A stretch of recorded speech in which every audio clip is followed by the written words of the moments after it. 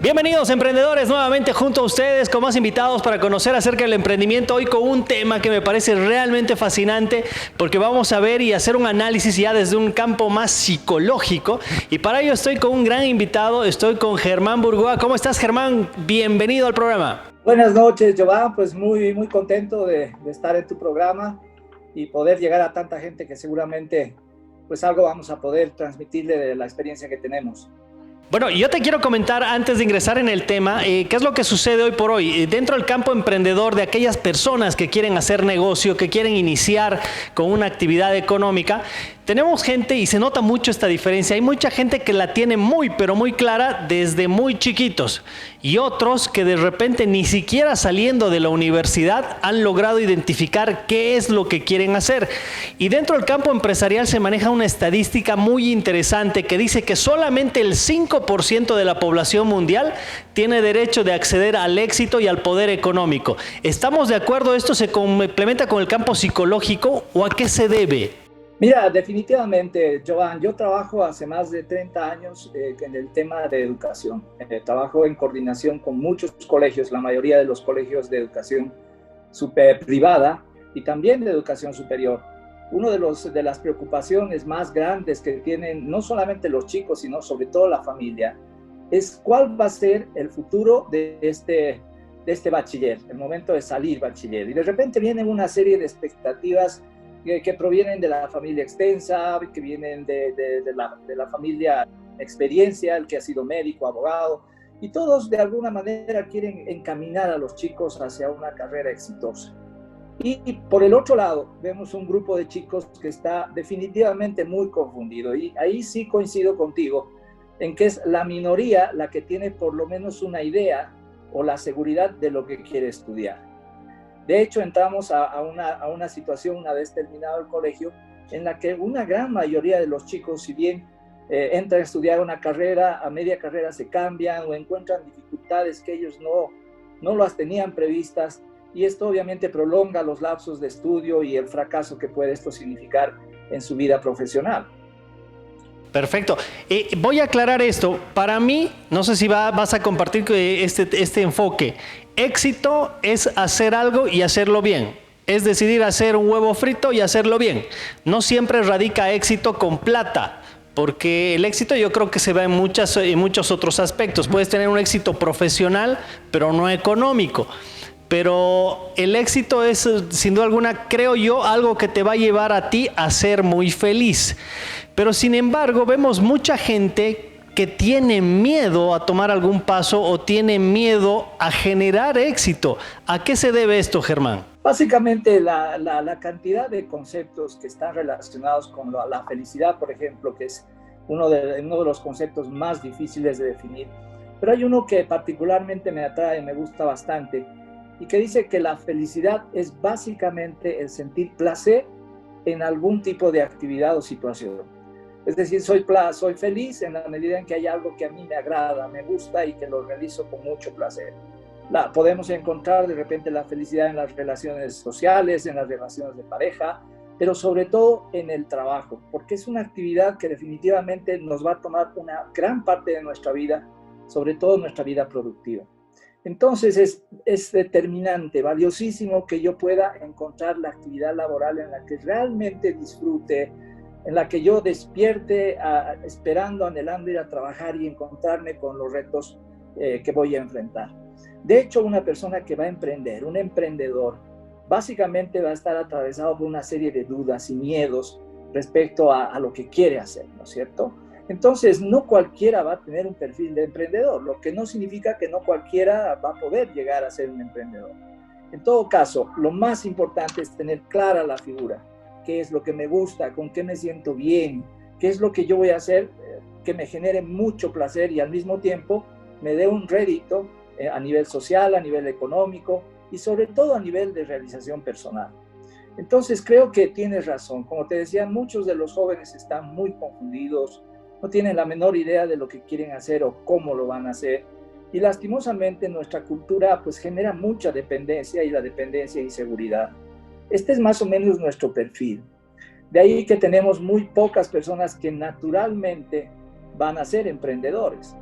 Y sin embargo, hoy en día, el hecho de hablar de emprendeduría y de emprendedores es algo cotidiano que la mayoría de las universidades, por ejemplo, proponen dentro de su característica de formación, formar gente emprendedora.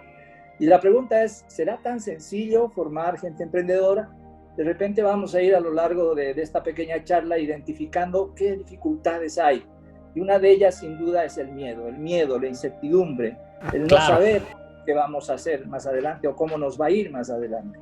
Oye, y precisamente yo quiero tocar este tema del miedo porque yo estoy seguro de que mucha gente hoy por hoy está frustrada, de repente algunas personas ya mayores que soñaban con hacer algo, pero el factor miedo es el que les impidió tomar una decisión, les impidió hacer un experimento.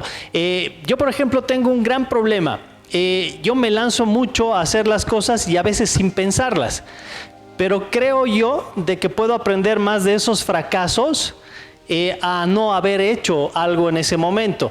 Entonces, no sé si esté bien, digamos, ese enfoque o debería de hacer algo. Quiero que me analices, en este caso a mí, a ver, como emprendedor. Mira, yo ya te tenía preparada una sorpresa, Jovan, respecto a esta pregunta. Y mira, muy a propósito, tú ya la has introducido, así que vamos a ir a una experiencia cortita que la vamos a analizar después. Tú me hablas de que eres una persona muy, de repente, desinhibida a la hora de emprender algo. Sin embargo, yo estoy segurísimo que como cualquier persona, tú tienes algún miedo. Así claro, que hay miedo. Te voy a pedir que de entre todos los miedos que seguramente tienes respecto a emprender alguna cosa, me digas, y yo lo voy a anotar en un papelito, acá tengo un papelito, con 2 o 3 palabras, que no sea un discurso terriblemente grande, me digas cuál es tu mayor miedo. Y yo lo voy a anotar en este papelito. Ya, mi mayor miedo, a ver, ¿un fracaso económico puede ser? Fracaso económico. Sí. Genial. Lo vamos a apuntar acá, no sé si se ve, dice el fracaso económico. Sí. Y lo vamos a doblar en 2. En 4 lo vamos a doblar, así, mira. Y lo vamos a poner en nuestra cajita de Pandora. Muy bien. Y adicionalmente a ese fracaso económico, me gustaría que me digas 2 potenciales tuyos, 2 cosas que te dan muchísima seguridad. Lanzado, me rojo, o sea, no me da mucho miedo lanzarme a hacer algo. Lanzada. Sí. Genial, lanzado, muy bien. Y aquí vamos a anotar la palabra lanzado. ¿Y la otra cuál sería, Giovanna? Responsabilidad. Me gusta ser responsable. Responsable. Bien. Ahí anotamos la palabra responsable. Y las 2 las vamos a doblar de la misma manera y las vamos a guardar en la cajita, ¿ok? Lo vamos siguiendo a medida que vayamos avanzando.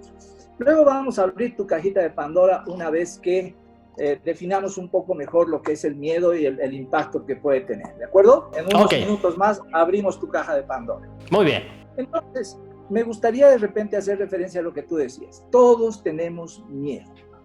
Va a depender mucho de cómo manejamos este miedo, qué tipo de actitud vamos a tener respecto al miedo. Y aquí me gustaría hablar de 2 conceptos básicos respecto a la idea de emprender una situación nueva, un negocio nuevo, una empresa nueva. Y básicamente un emprendedor es aquella persona que tiene la decisión. Mira, aquí es una palabra importantísima, la decisión y la iniciativa para realizar un proyecto, que implica cierto grado, y aquí viene la palabra importante, cierto grado de dificultad y riesgo, ¿sí? Estas 2 palabras, de hecho, ya nos generan miedo a la mayoría de las personas, ¿no? Enfrentar una dificultad, un grado de dificultad y riesgo, ¿sí?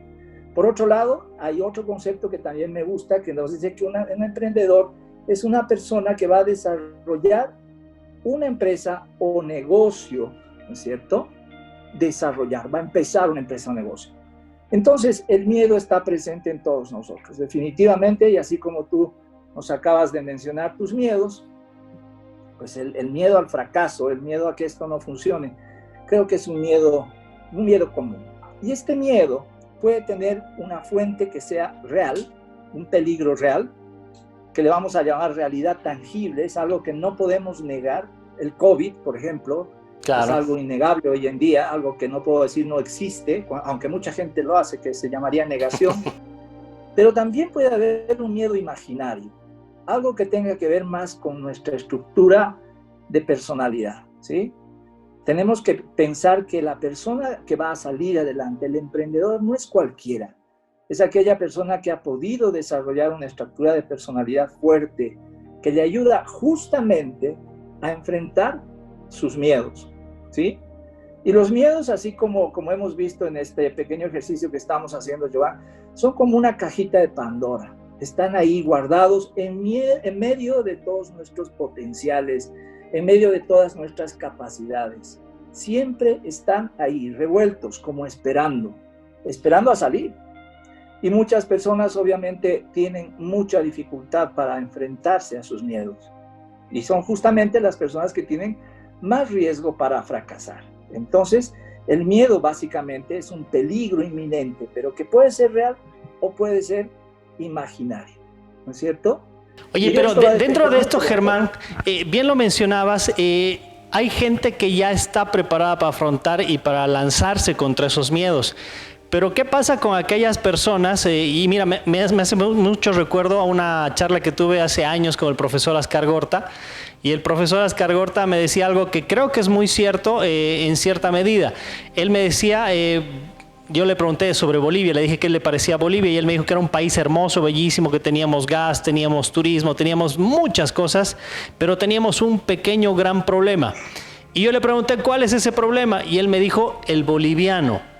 Porque el boliviano tiene un problema que no se cree capaz de salir a la cancha y ganarle a una Argentina, a un Brasil, se siente menos que los demás.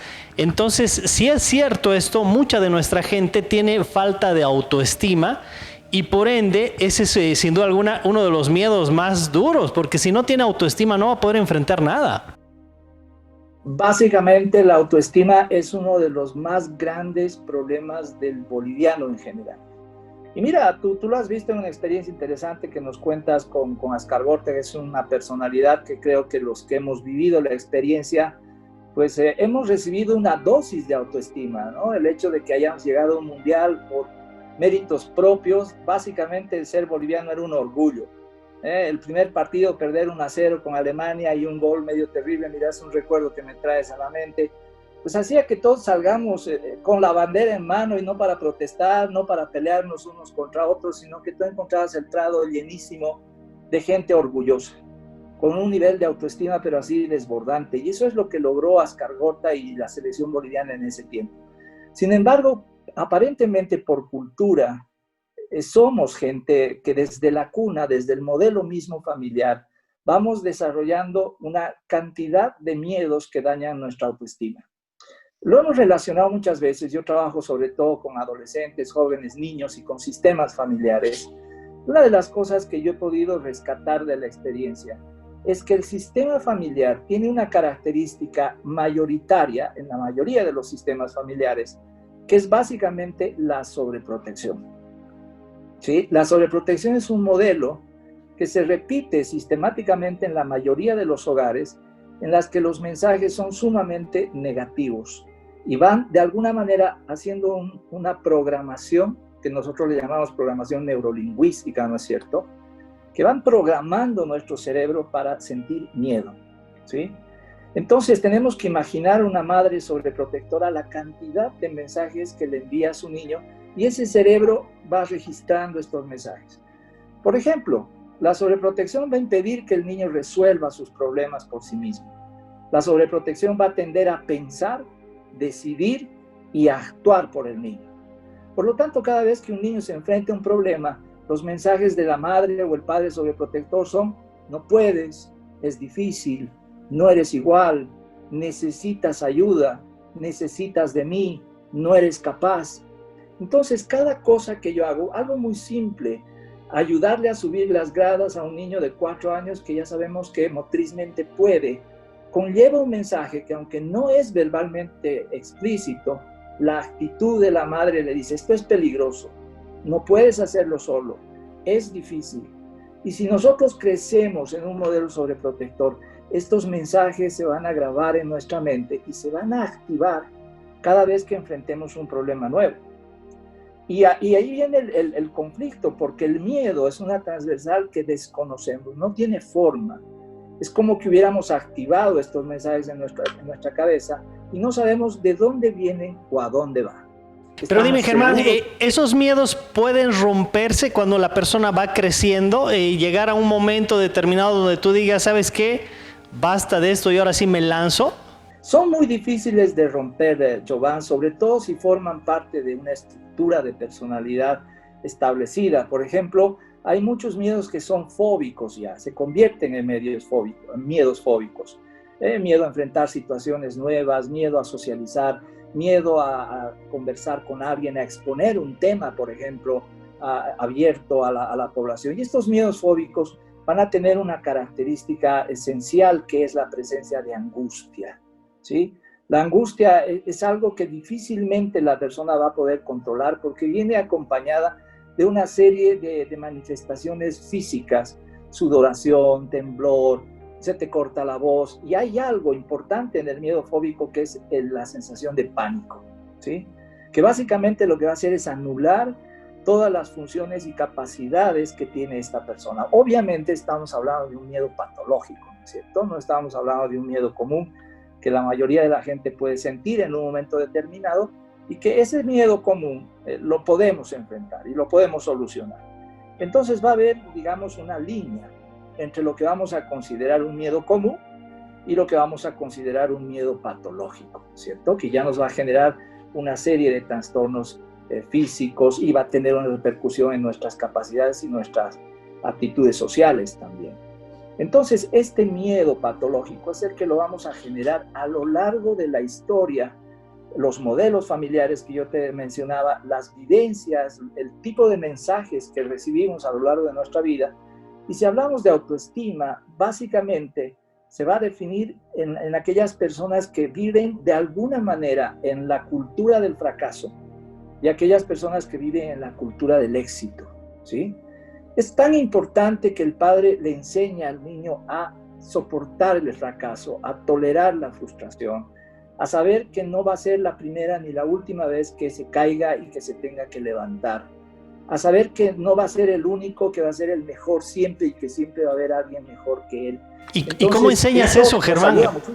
Oye, es que suena muy sencillo, pero es complicado, me imagino. ¿Cómo enseñas a un niño a sobreponerse al fracaso, a levantarse? Y no solamente a un niño, un adolescente, una persona mayor, que también les pasa, ¿no? Tratar en lo posible de no crear una burbuja alrededor del niño y pensar que todo es malo y todo es peligroso y todo es un riesgo.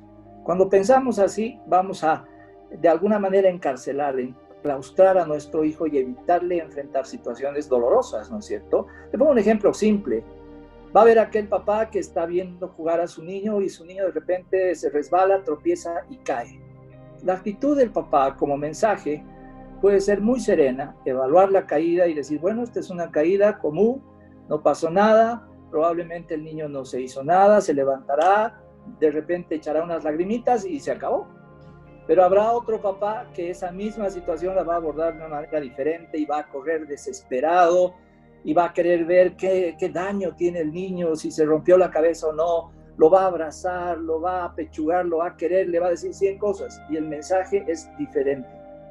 Entonces aquel papá que va a medir la circunstancia de manera objetiva y va a dejar que el chico, aún habiéndose golpeado, habiendo tenido de repente una heridita leve, se levanta y supera el problema, entonces lo estamos ayudando, ¿entiendes? Claro. En un principio el mensaje es clave, todo es comunicación, es imposible no comunicar, tú lo sabes mejor que nadie. Y los mensajes no verbales son los que cotidianamente van a ir, de alguna forma, dándole forma a nuestros pensamientos, ¿no es cierto? Claro. Germán, mira que el tiempo es sin duda alguna creo que el peor enemigo. Ya estamos a 19 minutos aproximadamente de nuestra grabación y quiero saber yo qué va a pasar con la caja de Pandora y también quiero unos tips, que les des tips a nuestros futuros empresarios, futuros emprendedores. Aquí está nuestra caja de Pandora. Vamos a imaginar, Jovan, quiero que imagines que estás en un lugar cerrado, confortable, donde tú pasas la mayor parte del tiempo. Y enfrente tuyo tienes una puerta de salida en este caso, no una puerta que te proteja. Y lo que impide que salgas de esa puerta es esta cajita de Pandora. ¿sí? Tú ya sabes que en esta cajita hemos metido un miedo real de Jovan, pero también hemos metido dos cualidades que tiene Jovan que le dan seguridad. Por lo tanto, estadísticamente, esto es fácil de hacer un cálculo estadístico. ¿Cuántas probabilidades estadísticas tienes de toparte con el miedo, Jovan? Ahí tendríamos un 33% más o menos. Estamos hablando del más o menos el 25%, no más, el 35%, más o menos 30%. Bien, por lo tanto, vamos a dejar la cajita enfrente de Jovan, en el borde de la puerta, impidiendo que salga de su zona de confort, ¿sí? Porque el lugar donde estás es bastante agradable, tienes lo necesario, estás muy bien, pero quieres ver qué hay detrás de la puerta. Y enfrente tuyo están dos potenciales y un miedo. La pregunta es, Jovan, que es emprendedor, ¿qué es lo que va a hacer? ¿Va a abrir la cajita para poder pasar esta puerta? ¿Se va a quedar en su zona de confort? ¿Qué es lo que vas a hacer, Jovan? Bueno, a mí me llamaría más la atención a sacar algo y salir. Sacar algo y salir, aún sabiendo que tienes el 30% de probabilidades de enfrentarte a un miedo. Correcto, ¿bien? Sí. Vamos a hacerlo. Vamos a sacar un papelito al azar. Y salió uno, pero lo vamos a volver a poner. Vamos a volver a mover y sacamos un papelito al azar. Lo voy a abrir primero y voy a ver qué cosa dice acá. Hoy. Mira lo que dice, ¿lo ves? A ver, me acerco. Uy, salió justo el miedo, el temor. Miedo al fracaso económico, Jovan. Estás frente a tu miedo, estás a punto de cruzar la puerta. ¿Qué es lo que vas a hacer? Tienes igual oportunidad, puedes echarte para atrás o puedes pasar sobre tu miedo, sobreponerte. ¿Qué es lo que Jovan va a hacer en este caso en particular? En este caso, bueno, pues lanzarme a más, o sea, no me queda otra. No veo yo otra opción. Volver hacia atrás no sería una opción. Correcto. Esto es lo que básicamente va a definir entre lo que va a ser un emprendedor y la persona que se va a quedar en la zona de confort. La actitud que yo voy a asumir frente a la posibilidad de haber sacado el papelito incorrecto. Miedo, ¿sí? La actitud. ¿Qué voy a hacer? ¿Lo voy a enfrentar ahora que está enfrente mío? ¿Lo voy a ignorar? ¿Me voy a quedar paralizado por el miedo? Y Jovan dice, lo voy a enfrentar, ¿sí? Esto es importante, Jovan. No es fácil de enfrentar un miedo, pero para poder hacerlo, tú me hablabas de algunos tips que de repente ya podemos entrar. Sí, vamos con los tips. Lo primero que tenemos que hacer es mirarle a la cara, al miedo, ¿sí? Saber identificar cuál es. Muchos tendemos a negar nuestros miedos, ¿sí? Queremos crear una figura diferente, queremos que la gente nos vea como alguien seguro, fuerte, que pues no le tenga miedo a nada. Y no queremos ver nuestro miedo.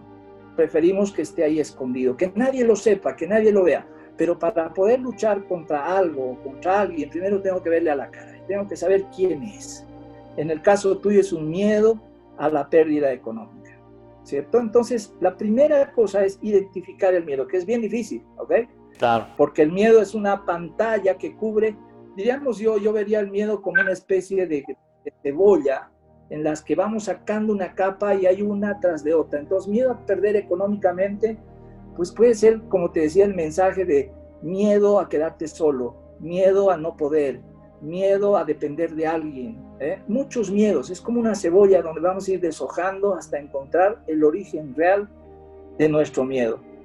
Y eso tiene mucho que ver con esto que te decía, el miedo que es ficticio, el miedo que es más emocional y el miedo tangible. De repente Jovan, un hombre con mucha capacidad, que lo reconocemos todos, pensar que sienta miedo, pues va a ser muy difícil que la gente crea que Jovan tiene miedo, pero sí tiene. Y la única manera de enfrentarlo, pues, es justamente mirarlo a la cara. Entonces, ese es uno de los principales tips, no huir del miedo, no evitar enfrentar el miedo, no escapar, no disfrazarlo de algo diferente, sino mirarlo a la cara y enfrentarlo. Genial. A ver, ¿tenemos algún tip más, Germán, que podríamos regalar chiquito? Por supuesto. Mira, hay muchos miedos. Por ejemplo, te decía, el miedo a salir de la zona de confort. Por ejemplo, si hablamos de emprendeduría, podemos tener mucho miedo a que pues no haya un ingreso fijo, ¿sí? Yo voy a invertir en mi empresa y de repente mi empresa no me va a dar un centavo en el lapso de 2 o 3 años. Y de repente surge el miedo de qué voy a vivir al límite, y si la empresa fracasa, toda esta inversión, pues ¿dónde va a ir? Ese es otro miedo que puede tener la persona que va a enfrentar. Entonces, muchos otros miedos más, miedo a que aceptemos el producto. ¿Le gustará a la gente? ¿Será algo que va a pegar? ¿Será algo que la gente demande? ¿Sí? Que quiera conseguir. Miedo a cubrir nuestras responsabilidades, si voy a tener un alquiler, si voy a tener personal, cómo le voy a pagar. Esto genera mucha incertidumbre. Entonces, como te decía, el miedo es como una hojita de cebolla y hay que irlo deshojando de a poco hasta que encontremos realmente qué es lo que está impidiendo que nosotros salgamos adelante. Otro tip importante es que si yo voy a emprender un negocio, no lo tengo que hacer a ciegas, no es que yo alegremente diga, sí, todos podemos ser emprendedores, por lo tanto se me ocurre poner un kiosco en la luna. Pues no, tenemos que partir de lo que llamamos proyecto de vida, así, de manera ordenada, visible, tangible, que nos dé paso a paso todo lo que necesitamos para llegar a un objetivo general. Este proyecto de vida va a tener lo básico que tiene un proyecto, un objetivo, objetivos específicos, tareas. Es muy importante saber qué tengo que hacer para llegar al objetivo general. Estas tareas deben tener un cronograma. Me gusta mucho este último tema que acabas de decir, proyecto de vida, y yo me animaría en este momento a comprometerte para una nueva invitación para ver lo que es un proyecto de vida y cómo se hace un proyecto de vida. Me gustaría volver a tocar este tema más adelante contigo, Germán. Y agradecerte nuevamente. Mira, ya estamos en tiempo, ya estamos en 25 minutos. Y bueno, pues simplemente hoy agradecerte, Germán. Y bueno, y ya está pendiente la invitación, ¿eh? Nos vamos a volver a ver en otra oportunidad para seguir tratando otros temas muy, pero muy importantes e interesantes dentro del área del emprendimiento. Muchísimas gracias. Tus palabras finales, Germán, para estos emprendedores que te están viendo. Bueno, que pues todos nos animemos a cruzar la puerta, que todos seamos capaces de abrir nuestra caja de Pandora y en el caso de que salga nuestro peor enemigo, nuestro peor miedo, tengamos el coraje de enfrentarlo, sabiendo de que no va a ser sencillo, pero que eso es determinante en el sentido de que o me quedo en mi zona de confort o me convierto en alguien próspero y feliz.